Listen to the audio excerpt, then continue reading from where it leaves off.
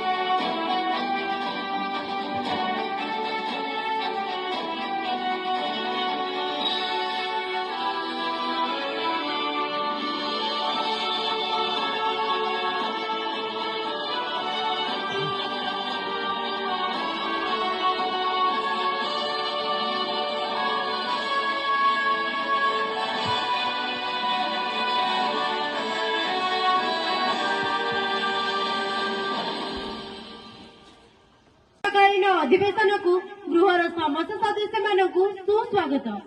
आशा करे आज अधिवेशन को श्रृंखलित भाव में परिचालन करिबारे गृहर समस्त सदस्य माने साहाय्य और सहयोग करिवे। सभा कार्य आरंभ करने पूर्व एक शपथ पाठ करा जाउछि। आम्भे ईश्वरଙ୍କ नामରେ शपथ करूछु कि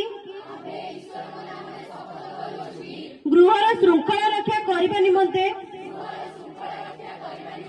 यथासाध्य चेष्टा करिबु। जनसाधारण हित निमंते प्रश्नकाल कार्यक्रम सक्रिय भाग नहीं यथासाध्य साहाय्य करिबु। गृहर आदेश को ईश्वर का आदेश भावी सहदय ग्रहण करिबु।